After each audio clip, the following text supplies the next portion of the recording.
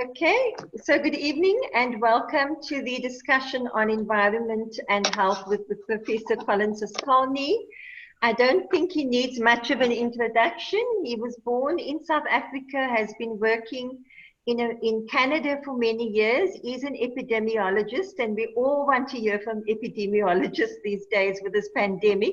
So I'm so excited and very honored that Colin has joined my platform to give a discussion on environment and health. So over to you, Colin. Thanks, Joline. Could you just say something, Joline, before I begin about the charity? Absolutely. Absolutely. So 50% of the takings, or what you've paid, will be going to the Philippi Horticultural Farm Workers Communal Kitchen. So thank you all so much on behalf of the Philippi Horticultural Farm Workers and myself, Joline Young. Thank you. Well, while Joline's doing that, I just want to thank her for inviting me and for her kind introduction. And I want to thank you all, one and all of you, for joining the webinar. It's my first ever charity talk in support of a real charity. I mean, all my talks have always, I think, almost always been for free, supporting university activities. So this is a unique opportunity for me to share whatever I can with people to support these farm workers. So thank you all for making it possible. I hope that Joline, the other South Africans on the webinar, as well as the numerous people from among my own family, friends and colleagues around the world who have taken this opportunity to see me in action for perhaps the first time on this topic will find it a worthwhile experience. You have heard that I devoted so much of my career to this topic over the past 30 years. Now you will actually see me delivering the message in action. So we are living in a year of bad news. I guess what Queen Elizabeth might call an annus horribilis, what with COVID-19, weather extremes associated with climate change, including fires, more scientific evidence about accumulating carbon dioxide levels in the upper atmosphere, political cynicism, authoritarianism, and for those that watched the wonderful debate in the United States last night, you might have been as horrified as many people I know were to watch that behavior. In my talk, I'm going to focus on the science behind some of the important global changes that are underway.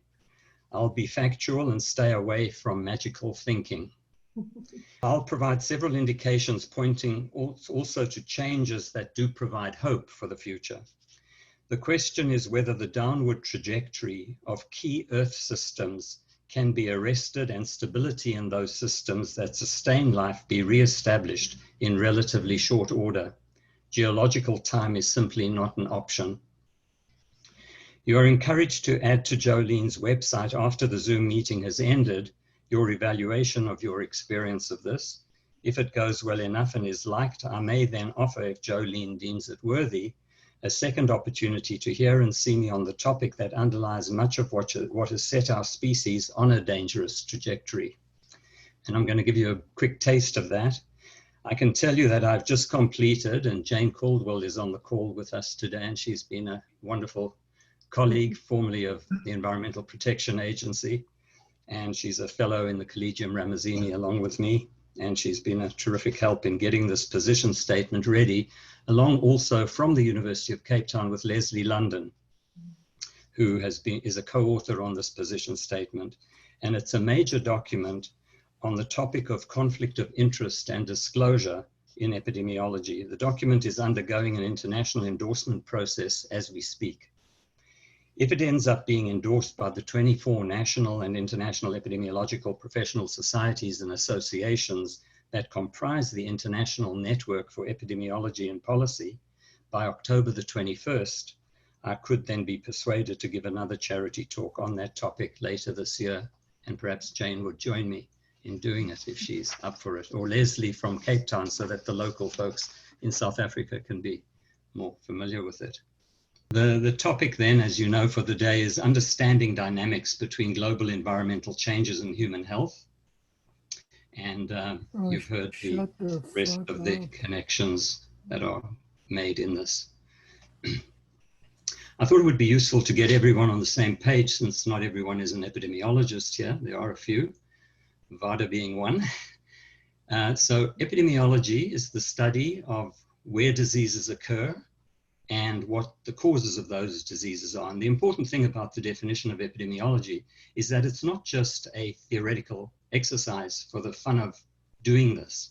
It's designed to be a major population health intervention. So epidemiologists are meant to actually act on what they find. And this is profoundly relevant to the conversation today. So ecology then is a branch of biology that deals with the relationship of organisms, that's all living systems, or cellular life, to one another and to their physical surroundings. And one of the key messages in what I'm going to be giving to you is that until fairly recently, humans have always seen themselves as being separate from their ecological or their ecosystem within which they function. And in fact, the trick that we have to learn to communicate is that people stop seeing themselves as being separate from nature. We are one of the most significant patch disturbers, as the ecologists call us, as a species, in doing good and bad to environmental systems. Ecosystems are a community or group of living organisms that live in and interact with each other in a specific environment. And the Earth system in totality is a self-organizing organism according to the Gaia hypothesis of James Lovelock. I'm going to talk about the Anthropocene and what that means as a geological epoch, and ask the question, how intelligent a species are we to be observing this, what some might see as a train wreck in slow motion and speeding up rather radically.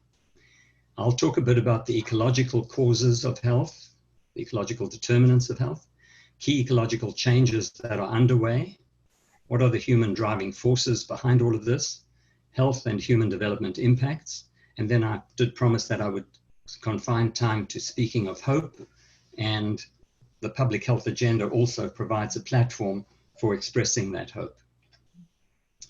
So I'll start off in some chronological fashion so that this makes good sense.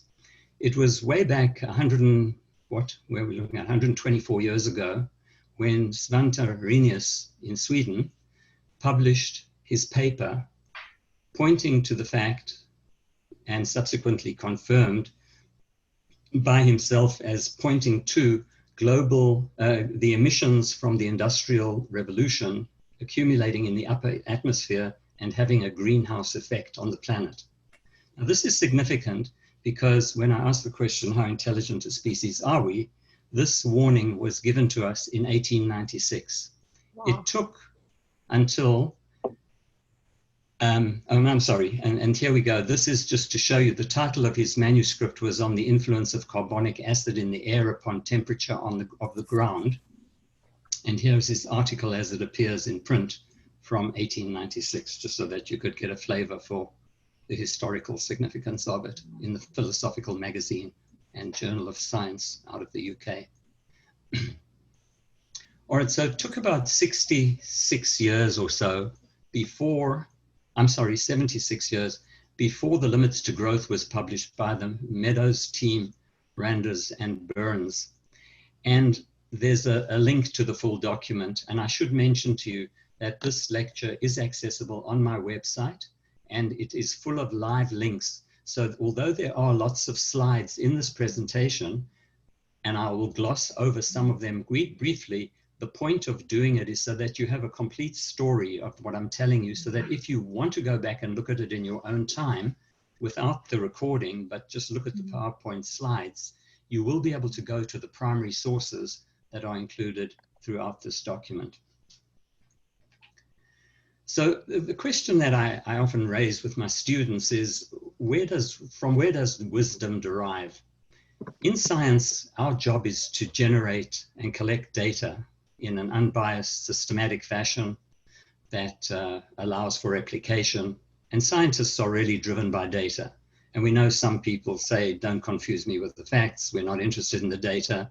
They want to believe what they want to believe. But I'm speaking from a scientific point of view, it's data that we focus on. And when there's considerable data points, they together generate what we'd call information. And when you've got some good information points, and you put them together in a rational, coherent way, you end up with knowledge. And the challenge to us as humans is really, where does the wisdom come into how to use that knowledge to preserve life on Earth as we know it, or as we would want to see it get better, maintain, thrive, and flourish. Now, one of the wisest epidemiologists in my experience was Anthony J. or Tony McMichael. Unfortunately, he died as a younger person from 1942 to 2014. But he produced a book, and it was this book in 1993 that really got me very interested in moving in my profession from being an occupational epidemiologist focusing on the narrow occupational areas. I had then moved to the broader community epidemiology experience, looking at community health more broadly, to the global scene, where he's looking at planetary overload, global environmental change, and the human species. And this book really was the first in the epidemiology realm to bring attention to what I'm sharing with you today. So in honor of Tony McMichael, I continue with this presentation. So the first slide then is the Anthropocene, to talk about it. And what this comes up, how this term comes about is that anthro is human focused or human centered. And we've called the current geological time period is a human centered change that's being imposed on the planet because of human activity generating changes in planetary systems that over millennia, millions of years, were not seen other than through catastrophic events, through meteorites hitting the Earth and so on. That's how powerful human impact on the planet has been. So if we just look at this, what this is saying, our efforts to subdue nature have been so successful that the time in which we now live has been called the Anthropocene. It is showing up in the geological record. So I ask the question again, are we an intelligent species? If intelligent, are we wise? And welcome to the Anthropocene. Now I'm going to show you a 3-minute video here that gives a wonderful story about this all. Of how one species changed a planet. Can you hear it? The latest chapter of our story begins in England 250 years ago. Fueled by coal, then oil, several brilliant inventions appeared. They ignited the Industrial Revolution, which spread like wildfire through Europe, North America, Japan, then elsewhere. The great railways, then cars and highways, connected people across the globe. Medical discoveries saved millions of lives. New artificial fertilizers meant we could feed more people. Population rose rapidly. Can you turn the sound up a bit? This was nothing compared with what was to come. The 1950s marked the beginning of the Great Acceleration. Globalization, marketing, tourism, and huge investments helped fuel enormous growth. People swarmed to cities, which became even more powerful engines of creativity. In a single lifetime, the well-being of millions has improved beyond measure. Health, wealth, security, longevity, never have so many had so much. Yet 1 billion are malnourished. In a single lifetime, we have grown into a phenomenal global force. We move more sediment and rock annually than all natural processes, such as erosion and rivers. We manage 3/4 of all land outside the ice sheets. Greenhouse gas levels this high have not been seen for over 1 million years. Temperatures are increasing. We have made a hole in the ozone layer. We are losing biodiversity. Many of the world's deltas are sinking due to damming, mining, and other causes. Sea level is rising. Ocean acidification is a real threat. We are altering Earth's natural cycles. We have entered the Anthropocene, a new geological epoch dominated by humanity. This relentless pressure on our planet risks unprecedented destabilization. But our creativity, energy, and industry offer hope. We have shaped our past. We are shaping our present. We can shape our future. You and I are part of this story. We are the first generation to realize this new responsibility. As the population grows to 9 billion, we must find a safe operating space for humanity, for the sake of future generations. Welcome to the Anthropocene.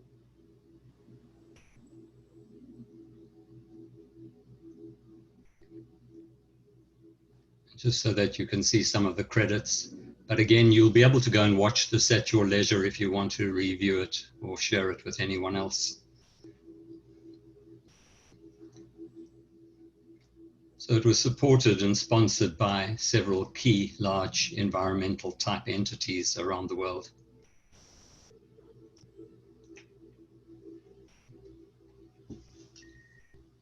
Now, just so that you have some context for this, many of us on this call are in our late 60s and 70s. And when we were born, well, perhaps let's say a few decades before we were born, in about the 1915 period, the population of the Earth was just about 1.4 billion people. 120 years later, let's say, the population is approaching 9 billion, just to give you a sense of the kinds of pressures. This gave rise to a colleague of mine out of the University of British Columbia by the name of William Rees, whose name you see at the bottom here, who's been part of the Global Ecological Integrity Group, a group that I've belonged to for about 26 years, run by a colleague in Toronto by the name of Laura Westra. Anyway, William Rees, with a PhD student of his, Mathis Wagenackle, produced this concept called the ecological footprint. And what it essentially tells you is that we, in not walking gently on the earth, we've all heard that expression, we must learn to work more gently on the earth. It's, I think, a wonderful analogy in using it to show that cities are a conglomeration of massive numbers of people under the heel of the foot. The rest of the foot, the rest of the sole of the foot, is that mass of land, air, and resources that city needs in order to breathe, get food and water, and assimilate wastes. So it's very critical to recognize that the footprint is key to our question of sustainability. If the footprint as measured, and you can go to you can Google it, and you can actually measure your own individual footprint. I might tell you, I'm embarrassed to say, at least until COVID, that I was probably one of the biggest hypocrites on the planet speaking about these problems, and yet my ecological footprint is way over. It should be about 1-ish, less than 1 ideally, but mine was in the range of 17, and mainly generated because of the amount of flying that I used to do. So we can be very made sensitive to what impact we're having on the planet. So this ecological footprint is produced to show that if we could stabilize it at not exceeding 1, we would be okay. But what it means when we see these are the different contributions to the footprint, it's beginning since the 1970s. You heard in that video the great acceleration. Well, here you see the evidence of it as measured by this one single scientific indicator called the footprint, the ecological footprint. And what it means as you exceed 1 is that you are drawing down, you're mortgaging the future to enjoy the present. And there's so much time that we can keep doing that before it may be irretrievable. To show you another index, the Living Planet Index, here it is from 1970 to 2010, the data. Data is usually a bit behind, but I must admit I haven't updated the data, but I can assure you that the slide I just showed you on the footprint and this slide, things are getting worse all the time, not better. These indicators that I'm showing you cause for great consternation and alarm among the scientific community. Hence we see calls by scientists to take this all seriously, sent through their governments or directly through the United Nations organizations and so on. So here you can see that the number of mammals, birds, reptiles, amphibians, and fish across the globe is on average about half the size that it was 40 years ago. So you have to think, if we keep doing what we're doing for the next 40 years, and this goes down to halve yet again, how much longer can that diversity be there to keep rivers, streams, air purification systems flourishing? Now, just to show you my own engagement in this, It was in 1991, 93, I think, Gordon, you may remember me going on sabbatical to the World Health Organization in Rome, and or in Geneva, actually, it was. And that was when the very first Intergovernmental Panel on Climate Change report was being produced under the then involvement of the lead authors. And I was part of the Environmental Institute in Geneva of WHO at the time. And when this person came to talk to the director of the institute I was in, the director of the institute said, you know, you'd probably better put a chapter on health in this document if you're talking about climate change. And this person said to him, well, I don't think that it's really necessary. But in the end, they put one chapter in. Now there are whole volumes devoted to the topic. But the point of this particular slide, this discussion document that I produced with my director in Rome, this was when I was in Rome in 1998-99 on sabbatical, 7 years later, the Global Ecological Integrity Group organized a workshop in Rome with the WHO. And this document, Global Ecological Integrity, that is the integrity of ecological systems to continue to function and produce the services that we take for granted from nature, namely the production of fresh air, clean water, and food security issues. This concept with sustainable development are cornerstones of public health. And this is about a 70-page document. Again, it's accessible. If you can't get it, just let me know and I'll give you the link to it, or I'll send you a copy. But this document became the most strongly advocating document of the World Health Organization's European Union website. And Philip Gorman, if he were on this call, he helped edit it. And a South African's name, who I'll mention in the next slide, also helped with making sure, and Michael Power, you also helped, if you may remember, with reviewing this document for us. So this had an enormous impact in advocacy, and it led in 2000, it contributed, I don't know what it led to, I can't be sure, but I'd speculate that it contributed heavily to something like $23 million being set aside by the United Nations to conduct the 2005 eco-health, the Millennium Eco-Health Assessment, Ecosystem Assessment. And the person I'm referring to here is Solly Benneter, and he is a giant of a scholar in South Africa with a cross-appointment, which is now, because of his age and health, he can no longer continue with Toronto as far as I know, but I do see him whenever I go back to South Africa. He lives in Sea Point, Joline, and you might try to get him to do a webinar for you sometime. I would recommend it. But he focuses not only at a very high level of health issues, but you can see he publishes in the best journals, the British Medical Journal, the New England Journal of Medicine, International Affairs, Social Science and Medicine, the American Journal of Public Health. So he's just been a tremendous support in the work that I've done, and intellectual strength, actually. Because sometimes when we were doing this work initially, we were very isolated and seen as sort of lepers in the university community and elsewhere for even talking about this topic, particularly in a province like Alberta that was so reliant on the oil industry. You'd have me standing up there as the lone academic saying to put a moratorium on the tar sands and stop it, you know, have a plan to transition away from it. Anyway, the Millennium Ecosystem Assessment is what I referred to, and I'm one of about 1,600 contributing authors to this 5-volume document that cost about $23 million to complete. What this document does basically is produce baseline data on the state of the world's living systems, so that if another $23 million or whatever it'll cost in the future becomes available, there's a baseline against which to compare trends that might be happening.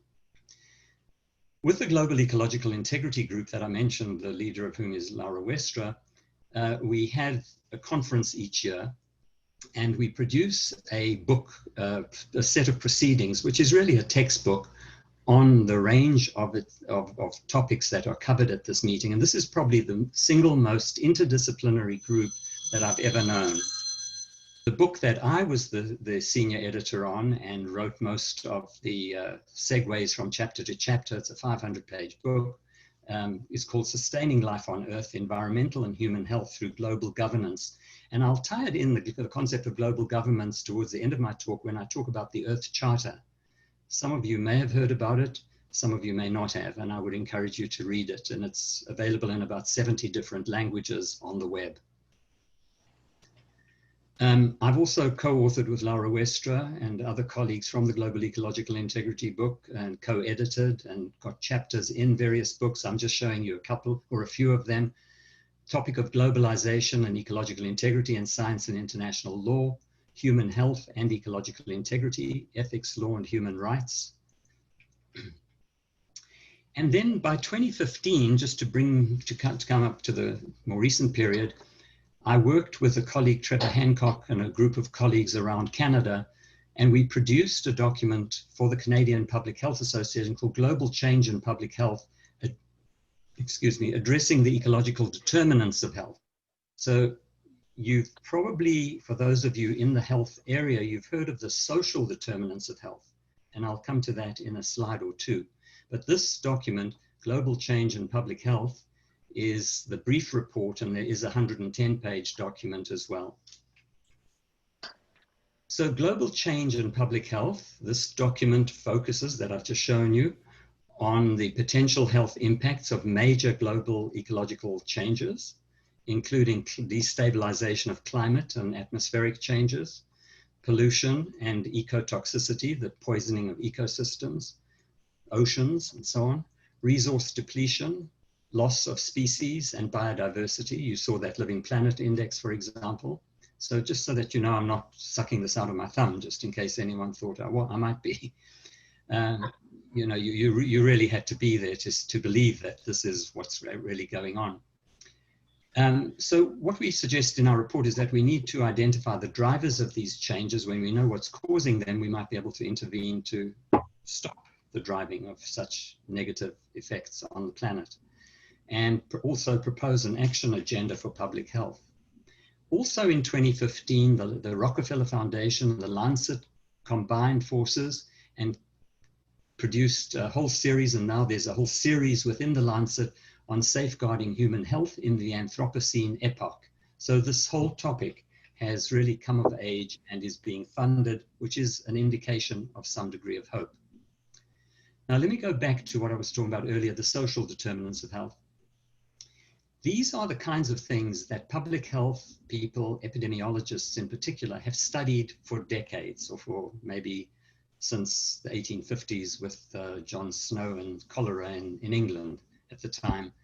But looking at income distribution, education, these are the typical socio-economic factors that we can look to as having been responsible for or contributed heavily to the cause of ill health and social, the non-well-being of the human species of people. Unemployment, I'll just jump through: food insecurity, housing, social exclusion, social safety net, globalization, race, immigration, gender, indigenous ancestry, and so on. Now, what's really interesting is this man here is Sir Michael Marmot from England, and he's a giant in the world of social determinants of health. About 8 years ago, he was in Edmonton, and I made it my business to go and hear him talk. And when question time came at the end of the talk, I'm not going to play it for you now in the interest of time, but you can listen to it yourself, because it really is important and interesting if you have concern about these issues more broadly, is to look to our own colleagues for the source of the problem as well. As much of a genius and a great asset that this man has been, he rejected any idea that I presented, saying, but what about the ecological determinants of health? After all, if you think about it, if you don't have an environment, who cares about whether you have food to eat? You have no air, you have no food, you have no work, you have nothing. If you don't have air, water, and soil, you have nothing. So it becomes critically relevant to ask ourselves, how can ecological determinants be introduced into the public health conversation? But he seems to be focused exclusively on social determinants, and he's wonderful to listen to on that topic. But I caution, I hope he's changed in the past 8 years. I haven't spoken to him since, but it would be interesting to know that.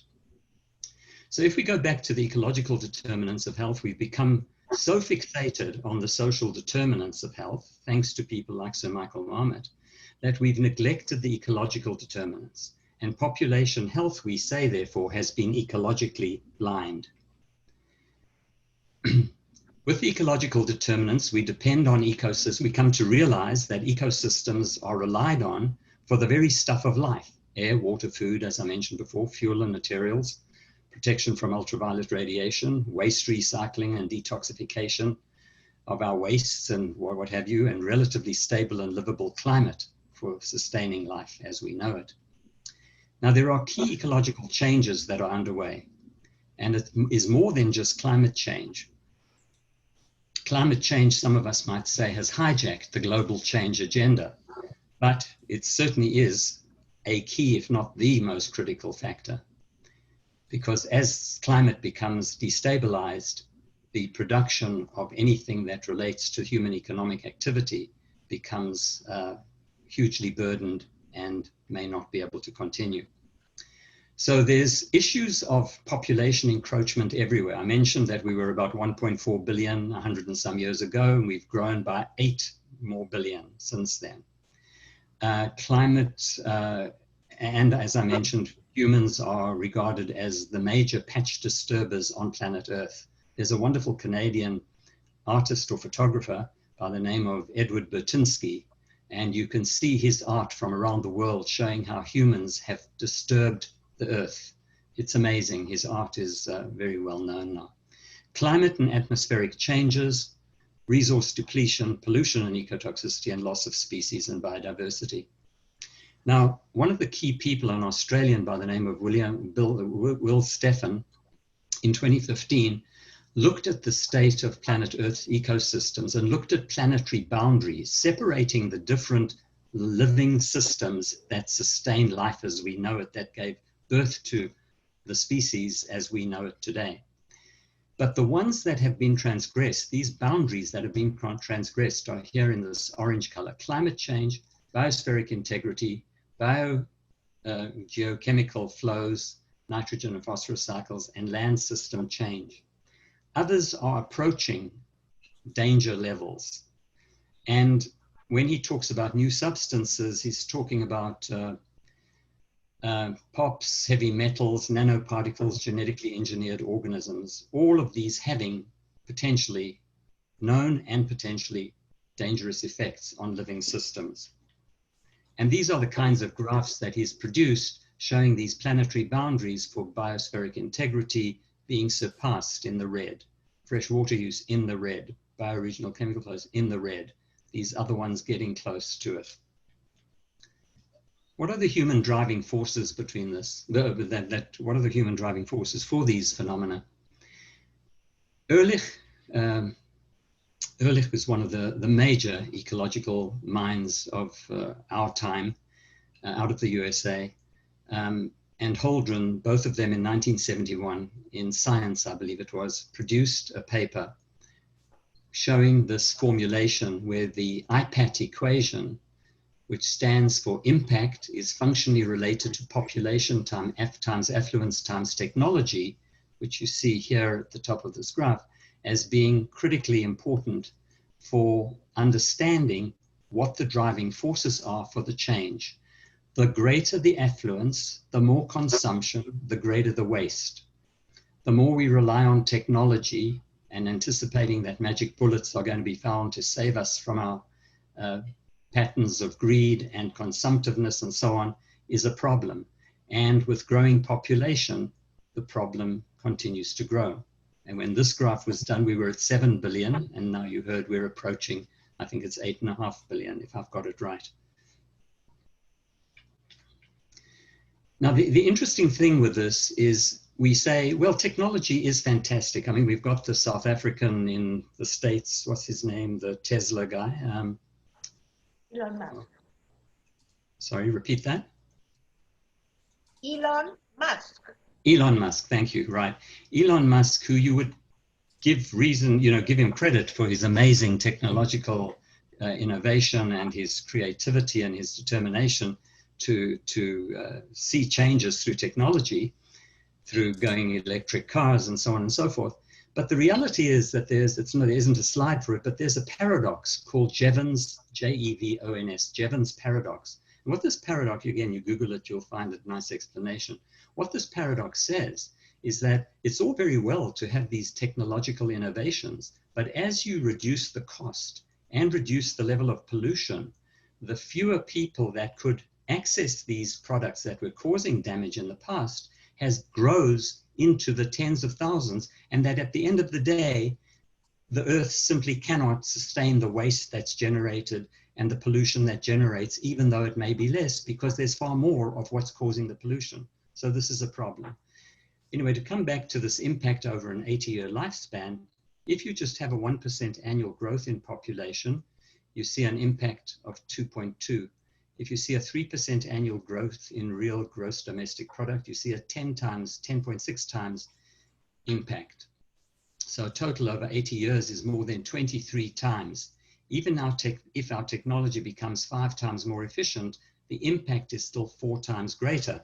But I caution even this argument because of Jevons paradox. Depends on the technology that we're looking at. So health and human development impacts. We have limited understanding, and I think humility is called for in all of this. You'll see the final, let me just talk about this final point in this slide, and I'll come back to the other two. We've embarked with Earth on an experiment, and we're conducting this experiment on the planet Earth and with life itself, which has no database upon which to make predictions that are data-driven. So people say to us, where are we going with this? What are we doing? Well, we have to speculate, we have to model, we have to be predictive. Now, I know everyone here listening to me has become an epidemiologist of late because of listening to so much epidemiology being spoken about in relation to a communicable infectious disease. But trust me, it's more complex than that when we're talking about chronic diseases and these chronic effects. The infectious diseases are more easy to study because the cause and effect are more proximate. They're much closer together in time. These things happen over decades or even hundreds of years. What we know about the health impacts of global ecological change is sketchy, preliminary, and often it's speculative. But these changes often interact. This is the scary part, because we hear about the poles melting away and they're releasing methane, and the combination of methane releases with whatever else is going on with the pollution that humanity is generating multiplies. And the effect is that we could reach what are called tipping points in systems where they just suddenly plummet. Some of you might have seen the movie The Day After, I think it was, about the ice age hitting New York City about 10 years ago. Very relevant to that kind of conversation. Anyway, these changes interact, multiplying adverse effects and affecting the whole system. Thus, knowledge of the health impacts has to reflect comprehension of overall system change and its health impacts. I mentioned before that by doing what we're doing, we're mortgaging the health of future generations. And we've been doing this for a long time to realize economic development gains for the present generation. By unsustainably exploiting nature's resources, human civilization has flourished, but now risks substantial health effects from the degradation of nature's life support systems in the future. That comes from the Rockefeller Lancet document. So our ultimate message, the population health impacts of the ecological determinants of health are large and comparable to the impact of the social determinants of health. The two interact and must be considered as a whole. We cannot continue to be ecologically blind. Now I want to focus on hope. Hope is the commitment to positivity in the face of adversity. It's a quote, which I quite liked. So there's several messages of hope. I'm just going to deal with a few here. The shift to a more ecologically sustainable society results in health gains from a healthier way of living. And I'll explore that in just a moment with you on the next slide. We have successfully helped to create major societal shifts in favor of health before, so we know we can do it. Can we do it now? And we are not alone. There are many potential partners, as evidenced by Rockefeller, by Gates, and so on. But you will see some stuff that I'm going to show you that puts Gates in a very negative light as well. So it's a matter of engaging and participating in this conversation to get to the truth of what needs to happen. I said I'd say something about health co-benefits. Think about it. If we stop consuming so much energy, air quality will be up. And for those of you who are aware, air quality has profound implications for death in people who have heart and lung conditions, the young, elderly. Physical activity will go up if we walk and ride bicycles rather than drive and so on. And greenhouse gas emissions go down. So that's a co-benefit of making these environmental, ecological determinant changes in our life. Public transport, if we move to public transport, there'd be fewer injuries, more exercise, fewer emissions, more social connections. We'd probably move to a low meat diet, ideally a plant-based diet, a vegetarian diet. Local economies would be more self-sustaining. When something goes wrong elsewhere in the world, that economy is not directly impacted by it, as we saw with personal protective equipment needed at the time of COVID. So let me then just make the contrast between human-centered focus and an eco or biologically focused center for our attention. This simply could be achieved. It could be achieved simply by reconnecting humans to their complete and utter dependence on the ecosystems in which they live for their flourishing and sustenance. Now, there are grave challenges individually and collectively, but there's opportunity and hope. I'm going to focus just on these two things. I think I said I'd come back to the Earth Charter. I do also, since this is a South African-based platform, I want to talk about the South African Bill of Rights from 1996, which makes Canada and the United States look like they're in the Middle Ages in terms of civilization and protections of the environment. So we'll come to that in a second. But there are all these other aspects, and this is just a very partial list of the very hopeful things that are going on. There are policy documents, there are transition towns, there are steady state economies that are being developed in various parts of the world, people experimenting with different ways of driving things, not so focused on GDP or gross GNP or GDP, but things like general happiness indicators or other indicators of social and economic well-being in communities. So this whole topic of global change brings us to pay attention to these areas. Briefly, the Earth Charter, it's a soft law, not a hard law instrument, basically to save us from ourselves. It's 20 years old now. Many people haven't heard of it. It's a 4-page document, takes about 15 minutes to read it, and I would urge you to look at it and read it with your children, your grandchildren.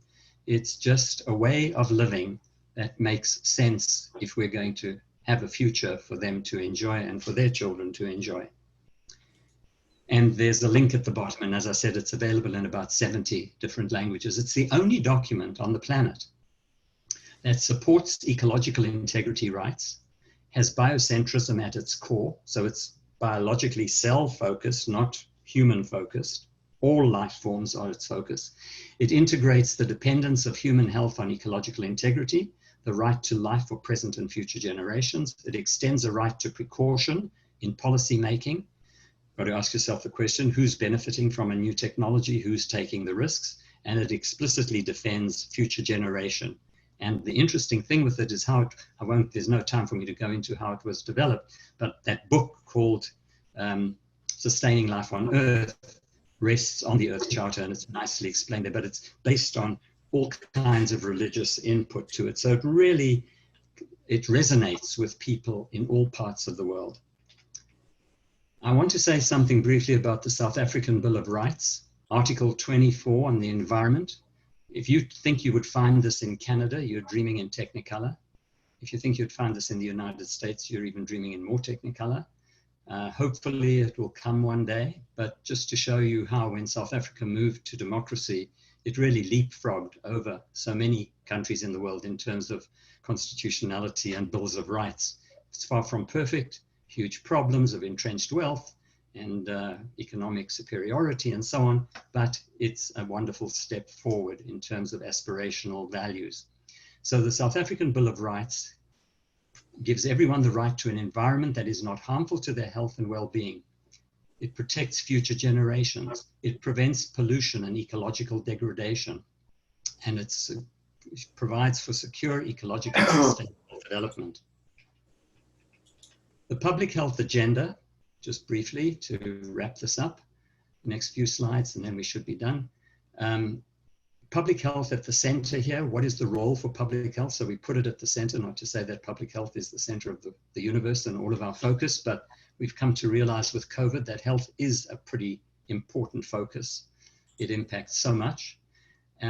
Ecological change, social and economic change, and population health, and all of these things are interconnected.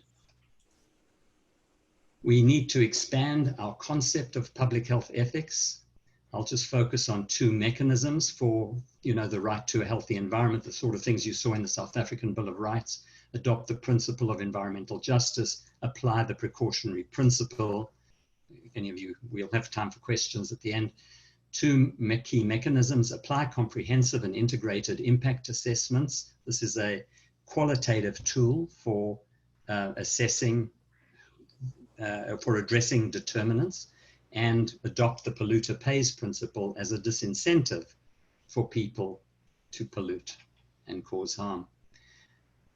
A knowledge development and research strategy is to integrate the environmental determinants of health into our population health frameworks, to educate public health professionals about these determinants, to monitor, assess, and report regularly on how these indicators are looking, fund and support research into these determinants, request the United Nations to establish a commission on the ecological determinants of health. These are the recommendations that we made in our 2015 Canadian report on the topic. Change social norms and values. Let's just look at the bottom one. Change economic practices by supporting ethical purchasing and investment, boycotts and divestment. And this one's also important. Challenge corporate power where it harms ecosystems, societies, communities, and the health of the population. Jane, I think you'll see this resonates with our work on conflict of interest and disclosure. This here is a wonderful new activity in terms of hope, all these new conversations that are being started by wonderful people. And again, if you click on this, let's see, oh gosh.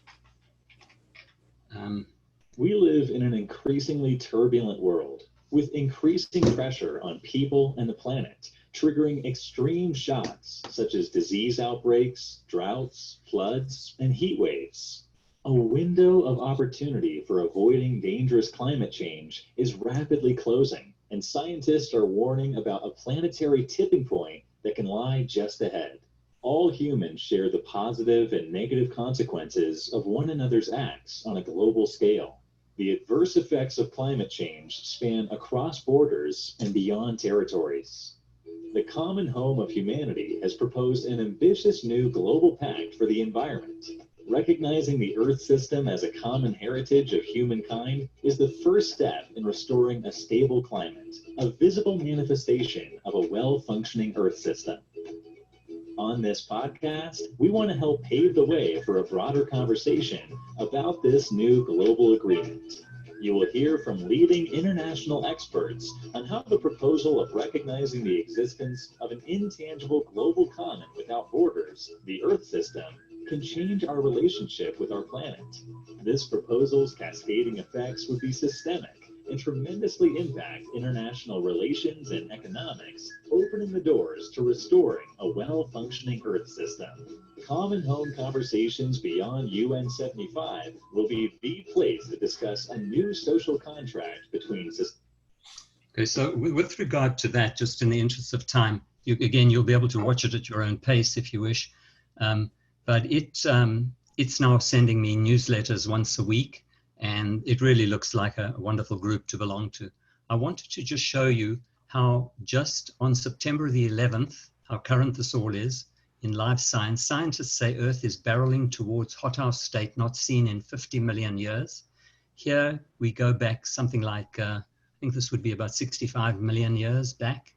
And you can see from how these scientists measure temperature, how temperature dropped. We went into the ice period. And here is the Anthropocene. Okay, so there you go. So you can see how these, what the trend is and how this is suddenly just escalating. And these are called confidence bounds around the estimates of how much time we've got to hit these high temperatures. Our Burning Planet exclusive, interesting enough, again, for my South African compatriots, the Daily Maverick from South Africa just 2 days ago. South African seas up to 30 meters higher show a wet planet under siege. They got funding from a United States agency. And again, you can read the whole new analysis by clicking on this link. So South Africa is very much part of a place to study and a place of good science. From Canada, this is fascinating. You've heard of genocide. Well, the term ecocide may be new to you. It's the equivalent of genocide where you kill off whole populations. Well, this is killing off ecological systems. And how in Canada, the Green Party is trying to get the Canadian government to amend the Rome Statute to include ecocide as a crime against humanity. So you can see apparently France is leading on this, and there's another link to ecocidal law. Now this particular guy here, I had not heard of before I was preparing for this talk, Fritjof Capra, and he gives a wonderful talk which shows how scientists can consider information at a systems level, complex systems, and he explains the damage through our harm to the environment and to farming and to soils and so on, and pollution that give rise to things like COVID and pandemics.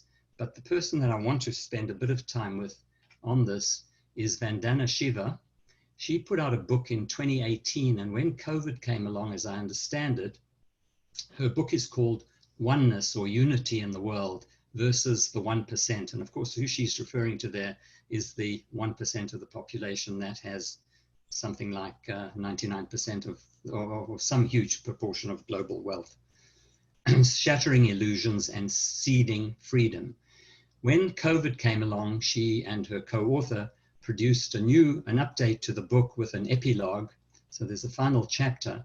And this final chapter is actually wonderful because let me gain access to it. Vandana Shiva is basically saying in her final chapter is that Bill Gates makes the point that these viruses are a war on life. And she makes the point, if I'm remembering her, I hate to paraphrase her because she's one of the most outstanding ecologists on the planet, living today based out of India. She basically points out that it's actually the war on life itself that is unleashing these kinds of problems on life. And she makes the point that if we continue to cause damage to these living systems, it will come back essentially to bite us in the rear. So there we go. I'm sorry I went a bit over there, but we did start a bit over. How am I doing, Joline? Colin, this has been absolutely, you know, I've learned so much in this hour with you. Can I just ask, is what's happened with COVID-19 one of the major attacks on what you're telling us is happening in this world? Could that be a very definite sign of for the world to realize that maybe things are collapsing? Would you say that it could be part of what you said? According to those two links that I couldn't, unfortunately, I couldn't access, there is a possibility if I can do it from here. Okay, I think it's going to work. And this will be Vandana Shiva's take on it. These are giants of scholars and intellects on this particular topic, Irma. Thanks. I don't know why it's not opening. Maybe Zoom takes up too much bandwidth. Well, we've learned something there. That's a problem. Oh, there it is. There it is. And I want to actually thank my cousin Mervyn. He's the one who brought this particular latest issue, the latest edition of this book to my attention. I didn't know it had come out. And it's really riveting. She says the coronavirus pandemic pits all of humanity against the virus, Bill Gates said. In fact, the pandemic is not a war. The pandemic is a consequence of war, a war against life, The mechanical mind connected to the money machine of extraction has created the illusion of humans as separate from nature and nature as dead, inert raw material to be exploited. But in fact, we are part of the biome and we are part of the virome. The biome and the virome are us. When we wage war on the biodiversity of our forests, our farms, and in our guts, we wage war on ourselves. So that just gives you a sense. And I would encourage you to read her. She's phenomenal, much grander and greater in ecology than I could ever be. And she's published many books on related topics. New diseases arise because a globalized, industrialized, inefficient agriculture invades habitats, destroys ecosystems, and manipulates animals, plants, and other organisms with no respect for their integrity or their health. We are linked worldwide through the spread of diseases like coronavirus because we have invaded the homes of other species, manipulated plants and animals for commercial profits and greed, and cultivated monocultures. Just so that you know, Vandana Shiva is the person who in the 1970s, I believe it was, under threat from, I believe it was Monsanto or DuPont, forgive me for those two big corporations, I sometimes conflate them in my memory. But I think it was Monsanto that wanted to ensure monoculture seeds. As a consequence, she exposed the epidemiologic reality that 15,000 Indian farmers were committing suicide every year because of this imposition of this monoculture seed that they were forced to grow. Otherwise, this herbicide would not work in giving them a living from their farming. And the farmers found that they couldn't cope. I mean, what she has done and contributed to the world is dramatic because she also produced a bank of seeds, and she got all the farmers in India before the seeds would become extinct and no longer available. So she has the diversity of seeds for food for the future. So that's Vandana Shiva, just to give you a flavor for an amazing intellect and scholar and activist, huge activist in this area. Comes to Canada quite regularly to complain to the government about what they're not doing. Colin, I just wanted to comment and say how, you speak about a situation where humans see themselves separately from nature.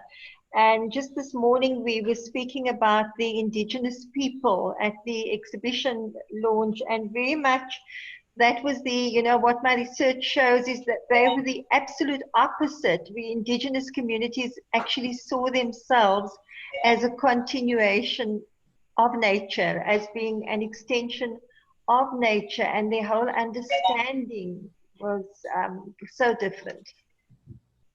Oh, that's a great point that you make, Joline, because in North America, with the Aboriginal communities in North America, the First Nations groups, many of them have what is called a principle called the seventh generation principle. And what this principle says is if you are making a policy decision to build a dam or to put a railroad through or to fence something off that impacts on the landscape that they rely on for their livelihoods and their flourishing as a community, which they've done in North America despite this frigid environment for millennia, they invoke the seventh generation principle, which essentially says, well, before we say yes or no, let's get the best evidence we can and the best minds and the greatest wisdom, and they're full of wisdom. That's where you find a lot of wisdom in these Aboriginal groups, in my experience. Absolutely. And they say that by looking at the effect of the decision today, 7 generations down the road, that should drive your decision. So if you think that there's a remote chance that by building a dam, the community is going to suffer and the burial sites or whatever's important to their livelihoods and functioning with nature is going to be damaged, they say no. Yeah. Thank you, Colin. So I've often said in Canada when I give these lectures to my students, I say, wouldn't it be wonderful if we could skip the election process for the Minister of the Environment and just appoint someone with a 7th generation principle and teach the governments how to function with that principle? Wouldn't we be on a much more secure, sustainable path? But of course, that's me just being mischievous. But absolutely, and it just, one looks at indigenous knowledge and how Aboriginal communities are disregarded by the powerful in society, and yet there is what you call wisdom there that is not acknowledged in the way it should be. And if it was, we wouldn't be sitting with the crises that we are sitting. Are there any other So questions? again, just while people are perhaps thinking of questions, just to remind you, if you go to my website, which was colinsoskolne.com, one word, colinsoskolne.com, under the bulletin section on the landing page, the first link there will take you to this PowerPoint presentation. If you want to see every other presentation that I've given in PowerPoint for the past 10 or 12 years, and there's probably a couple of hundred of them, they're all archived in the under the archive tab on my website, if you want to look at any of them. Thank you so much. Right. Any other questions? Any other questions? What did you say your site address is, colinsoskolne.com? .com. So I have a question to Colin, if I may. Hi, Vada. Hi. I would like to see some kind of merge between the social determinants of health and the ecological determinants of health. Because Mahmoud doesn't say that social determinants directly affect health. They go through pathways to determine, to have their effect on health. And one of them is the behavior, the way that we humans, social beings, behave.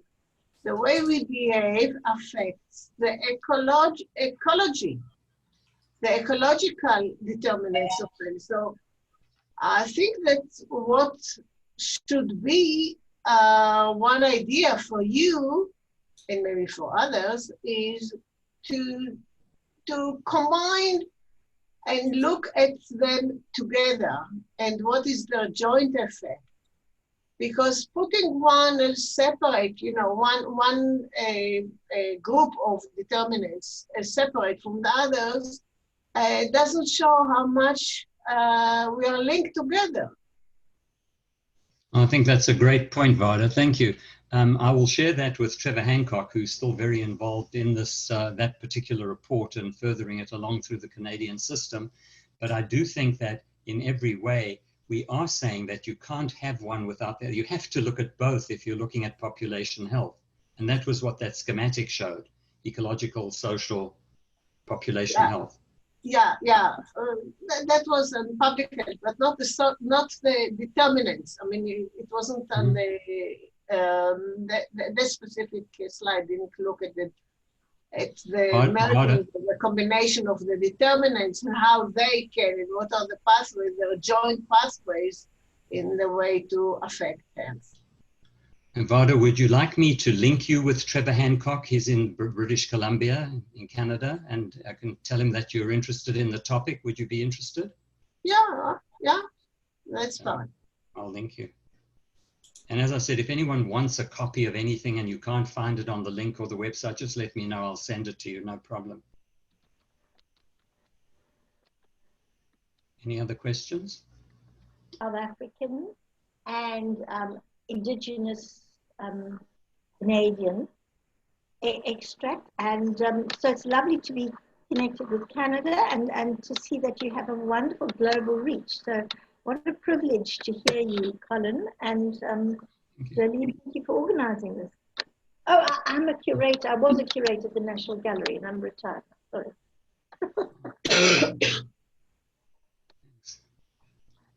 And my colleague, Jane Caldwell, may I prompt her to chime in because she's always keeping me on track. She's wonderful. Well, can you hear me very well? Yes. Nice. Mm-hmm. I said something to Colin. One of the things we wrote in our position statement is the truth matters, that science matters, and just being able to figure out what's going on and what you can control and what you can't, and dealing with humanity's foibles. And one of the things I sent Colin recently was some of the current thinking on the origins of COVID. COVID-19. And that, without going into conspiracy theories, because that's beside the point, it really does look like it didn't come directly from a jump from pangolins or the meat. It's ruled out coming from the meat market, because when something jumps species like that, viruses tend to mutate rapidly to try to adapt to their new host. And COVID didn't do that. COVID, that was seen early in people to now, has barely mutated at all. And this makes it look like it's been around for a while, and basically that it escaped from a lab. Not purposefully, but it looks like COVID was a bat virus that some miners got about 8 years ago. And that virus was being worked on in the Wuhan lab. There are only 10 labs in the world that work on this type of virus, because they're trying to figure out, to study those kinds of viruses, to figure out what to do if they escape in a human population. And it's starting to look like that's what happened. And that these kinds of facilities, the precautionary principle and humility of like, be careful what you're messing with, what your technology, what you think you can control and what you cannot. These kind of labs tend to have accidental releases at some points. Point's been made that this virus, if this is, you know, what has happened, should have been rendered so it couldn't replicate. And it should never have been studied in a city with a large human population. So I've sent Colin some links on this, but at first the scientific community, just the ones who started to bring this up, just were, no, this will mess up our science, this will, you know, whatever. It'll mess up research, it'll mess up labs. But I really think that it's a conflict of interest of like, will this affect my research or my view of the world or whatever? You know, if it turns out that we finally do nail this down, because it makes a difference of like, how do you deal with this virus? How do you deal with a vaccine? If it's not exactly like other viruses, can you just go after this one? There's all sorts of questions that you need to answer from knowing where it came from. And so I guess that's, you know, I don't want to put squash on the cornflakes here, but it goes into what Colin's been talking about. Is technology going to save us? Is technology not, with the precautionary principle or with politics, that this just turned this into such a debacle of like, if it had been recognized earlier, if it had been controlled earlier, would we be where we are with this? You know, what caused, you know, it's not just COVID, but Gates is right that, you know, as we encroach, there are lots of viruses and things like HIV and whatever that, you know, are in species, jungles, and other places that once we disturb it, get it to humans, and then spread it around the world, is a threat. So I didn't want to, you know, hijack your discussion, but that's what I was thinking about, bringing some of all these things together that you're talking about in our current world crisis. Yeah, definitely. Can I say one I have word? a question. Hi, Colin. Hi. Who's that? Shira. Oh, hi, Shira. Hi. I didn't So, see Jane, you. I have a question for you. I may be very much out of the loop, but I had not really read that this was a credible argument for how the coronavirus has spread. And as a matter of fact, Trump invoked this early on as sort of a, you know, a deliberate act on the part of the Chinese labs. But is this pretty much an accepted and supported theory as to how this virus jumped to humans so quickly?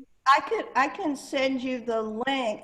Something came out in the Boston Globe last week that caught my eye, and then I actually researched it, and there were some papers that came out in August. It's relatively new, but Trump's theory was that this was a weapon, you know, that this was weaponized, and this was something, you know, which is nuts, because who in the world unleashes this crap so it can destroy the economy and you know, lots of people.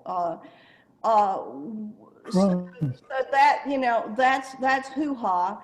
But, you know, the Chinese, you know, the first theory of is it the wet market, whatever, when they have looked at the DNA and they've looked at the, you know, just the sequence of the stuff, it looks like the virus that came out of the cave with the miners. It doesn't have Pangolian DNA in it. It hasn't changed. And one of this is gaining traction as people are trying to get their heads around, you know, it wasn't just a wet market thing and that it could have escaped from a lab. When it went from humans to a mink population, it did what it was supposed to. It started mutating like crazy because it was going in a new species, which is what you expect, what you expected from SARS, when you've been able to study things like this. I can send, I've sent Colin one link, I can send him another, and then you can, you know, get that from Colin. But it's as I said, I just sent something to Colin, a paper, you know, that looked at this from August that said, this is really what... Shira, would you like me to send it to you? Yes, please. Thank you, I'll Jane. do that. Thanks, Jane. Excuse me, Colin. There's been someone's asked if you could stop sharing your screen, then they can see more, if you know how to do that. Okay, thank you. Now I can see everybody. Colin, that's can you better. send me that paper as well, please? To Jeffrey, okay. Yeah. So to Shira. And send one to Farron. Okay. No problem. Thanks.